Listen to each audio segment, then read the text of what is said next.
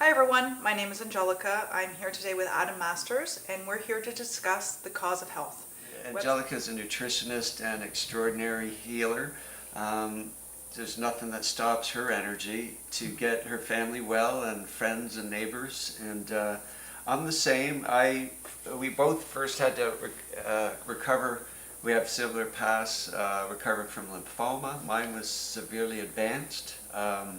I did chemo, unfortunately. It complicated my issues, brain fog, liver damage, kidney damage, and digestive tract, brain function, and my immune system, which I regret and need to caution people about taking that path. Our goal is actually to come up with solutions to mystery illnesses, and I think the best way to do that is simplify advice, because it's getting too complex and it's erratic. What do you think?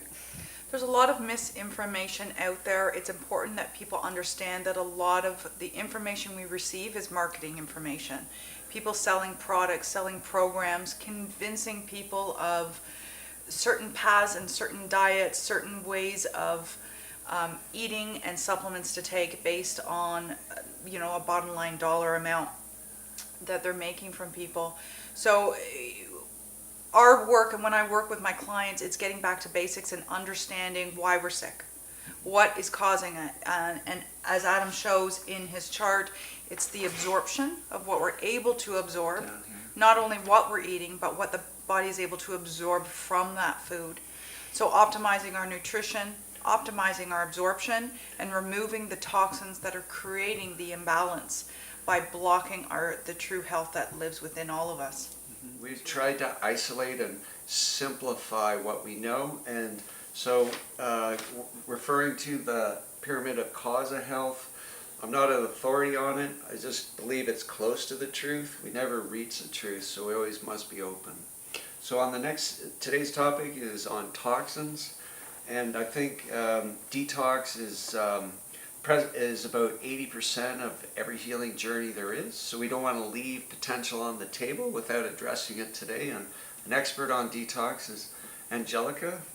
And what's your thoughts on detox? My focus throughout my career has been on detoxifying the body. My sense is, and how I perceive it is, you have a house that is filled with garbage that you're trying to add air fresheners and dust and clean. Say you're showing your house. We need to remove this garbage out in order to be able to show the house. So we need to get to the nitty gritty. We need to clean out the bowel, clean out the liver and the kidneys, the lymphatic system, the blood system, in order for them to function correctly. Trying to balance it out through diet alone is simply not effective. We are bombarded far too much in this day and age with too many environmental toxins in our food supply and what we're breathing in to be able to just look to food alone to be able to do this for us. So having a very clear and concise plan and program to move forth into detoxifying, and it doesn't need to be overcomplicated, it doesn't need to be confusing and scary. It's just a matter of getting the toxins out that are there so the body can come back into balance.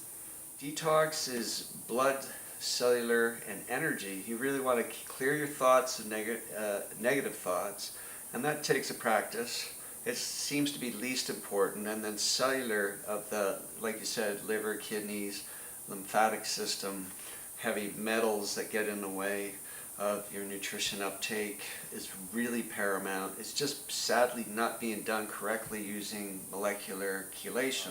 When you take the contents of the average North American and were to spread it on a garden in their backyard, you couldn't grow a garden for 100 years, say. And it's not maybe quite that long, but I just want to get the point across that what's in the liver is accumulated over a lifetime, and it shuts down with thousands of stones in it, and then the liver's unable to clean the blood and creates toxic thoughts through toxic chemicals. These chemicals are estrogen in nature, and women are most responsive to it because they're estrogen in nature. So for women especially, detox is really paramount. If you have anxiety, depression, unnecessary fear, just hard time, PTSD, It's just your body talking to you, and how you listen to it, how you respond, you might be missing if you've had years of frustration. So we just want to say that detox is paramount to any recovery and actually dictates absorption. Detox it's a hot topic, and it's a topic a lot of people don't like to discuss. They want a magic pill that's going to make everything all better. It essentially doesn't exist. We all need to go through a certain amount of detoxification to come to a better state of health.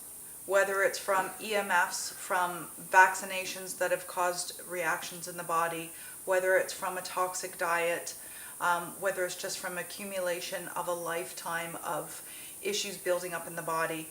It's time to open things up, get your body draining, cleaning itself in a proper and concise way. We want to look at the causes of malabsorption as well as what to do about increasing absorption in our bodies. So one of the hot topics out there for many, many years is stress. So we want to look at specifically the impact of stress on how it affects our absorption. So one of the things that we know that stress does and causes is excess cortisol in the body. So cortisol affects our hydrochloric acid levels in our stomach. Digestion begins in the mouth as we chew and enzymes are released to digest our food. As it goes into our stomach, the hydrochloric acid is designed to break down our proteins and sterilize our food. This is why 3 people can eat the same meal and 1 person gets ill or food poisoning, because the salmonella was not able to be killed and detoxified in their stomach by their acid. So cortisol has an effect on the levels of hydrochloric acid being produced in the stomach. So this is the beginning stage. So what this means is as the food is hitting the small intestine, in the next stages of digestion, it's not in its proper state, mixed with sufficient amount of hydrochloric acid. It hasn't been broken down sufficiently. Yeah, with absorption, it's a big topic, and it's core to the life, because all life depends on absorption. Death actually is the inability to absorb life. Life is oxygen, water, love, nutrition. It's key and central to any recovery is absorption. The digestion issues are a consequence of malabsorption or inefficiency of absorption, sort of like a car backfiring when it's not firing properly. You'll have digestive issues of acid reflux, GERDs, IBS, many different things. Acronym SIBO is another I just thought of, and so it's a big topic and really important, but it does branch off and fragment into different areas of concern. One is at the beginning, the cause of absorption. The cause of malabsorption I found is due to primarily toxic issues of liver failure, heavy metal contamination, and a neurotoxin exposure, like mold is a major one, and those seem to be the 3 primary ones that block absorption. So what we're going to discuss and move into now is how to correct these issues and how to increase our absorption, because this is the key to, once we remove the toxins and part of the process of removing toxins, to get our bodies absorbing more and more efficiently, so we're absorbing better from our food and we can supply our cells with the nutrients that they need. I found that the one that dictates malabsorption rules the most is autoimmune or innate immune system reaction. Neurotoxins is typical, mold being a neurotoxin. Heavy metal holds hands with candida. A lot of people are chasing candida as if it's the enemy, and it's not. It's actually an intelligent healing mechanism of the body to protect the body from heavy metal. So we are looking for solutions as well as explaining the simple pathways. One of them is metal chelator. This would be one of the top in the world. You can't beat still point molecules. It ties in with Einstein's work of the unified field, still point, smallest molecule in existence, and it has a charged frequency that binds with metals exponentially beyond anything that's being done in integrative health clinics. So with this, we're just making this available to people. It's a heavy metal chelator. It can be done intravenously at a more potent rate for more severe cases. So there are solutions where there is hope.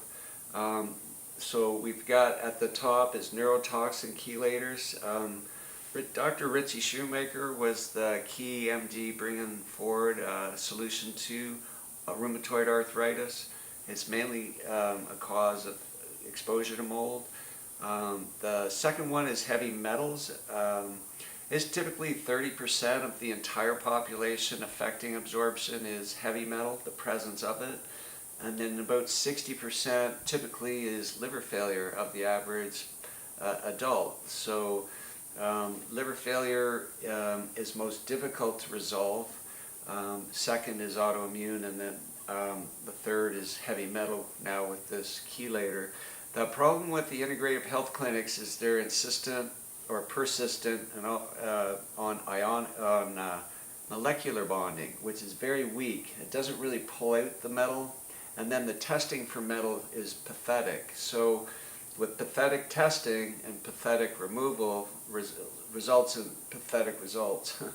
And so I guess by presenting these series of videos, we can get to some solutions as well as stay on path to what it is you need to do to get well, be well, and stay well. And part of absorption is we work a lot. I've worked for years with working with the intestine, getting it to function properly. And so we use a lot of biofilm cleansing to help remove the biofilm. It's a very important term that is becoming more and more prevalent with what people are reading about health, because biofilm, it's like what's on the aquarium, that film, and we build the same kind of film in our body. What this biofilm does is it blocks absorption of nutrients, but it also harbors bacteria, parasites, viruses, things that anything in the body that is harming us can hide behind this biofilm. This is where antibiotic resistance is becoming a big issue. The bacteria that the antibiotics are going after take that antibiotic, go behind the biofilm and hide. So the resistance comes where they become immune to this antibiotic, and you need stronger and stronger antibiotics. The solution to this is removing the biofilm. Once the biofilm is gone, their hiding place is gone. This is why candida diets are ineffective, because the candida just hides behind this biofilm. So as soon as you introduce the harmful sugars, you're just feeding the candidas again, because they've never really left. Candida is part of our ecosystem, so are parasites, but we need them to not be in excess. So removing this biofilm allows the body to come more into a balanced state, and it automatically will increase the absorption. What our goal is, and what we have worked towards with our clients, is simplifying the information and simplifying what it is that we need to do to come to a better place of health. So what we want to delve into today as part of the pyramid is we're going to focus on nutrition and how to optimize our nutrition as best we can. The big thing to surf through the misconceptions is cause and symptoms, and in between the contributors or aggravators to health. We always want to go after the cause of what underlying issues first, primary, and then come down the chain to aggravators to eliminate them, and then read your symptoms. If we take the symptoms really appear more on the toxin and absorption side of that pyramid. We're looking at diversity of nutrition and then the energetic imprint. Some processing eliminates that energetic imprint, and then there's some scientific applications that are enhancing energetic imprint beyond organic, exponentially beyond organic, and for the public to discover the benefit. I used a product, I don't sell it, I just used it. It was called Isogenics. The protein shake got me out of a wheelchair in 2 weeks. They said that I was going to take a year to do that. So this is, and everybody I've suggested to it has improved in health. So it's not the be-all to end-all. There's a lot of criticism around good products. It's more based on an agenda, but it seems that the solutions to health are available to us. So nutrition, energetic imprint, there's very little supplements we need. Just the real ones, the most important one is iodine, especially for women. When they give birth, they give half their iodine to their baby. The reason they mostly can't get pregnant is because their iodine's low, and if they take it during gestation, the baby's IQ has actually been shown to rise. The baby fat mothers carry after birth is the reason of it, despite vigorous exercises, low iodine, deactivating metabolism.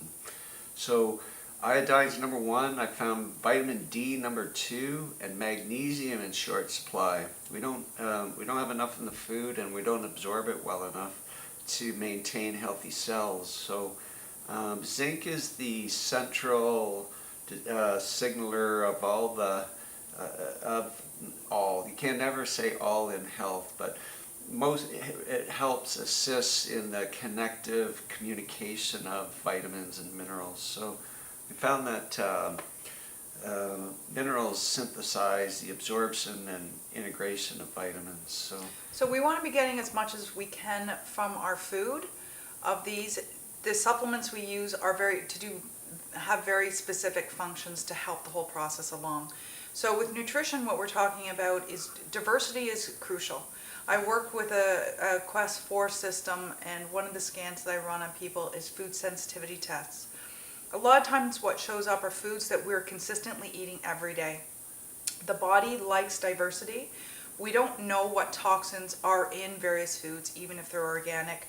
So it's always a good idea, unless you are aware of certain sensitivities, to keep a variety, especially with fruits, vegetables, berries.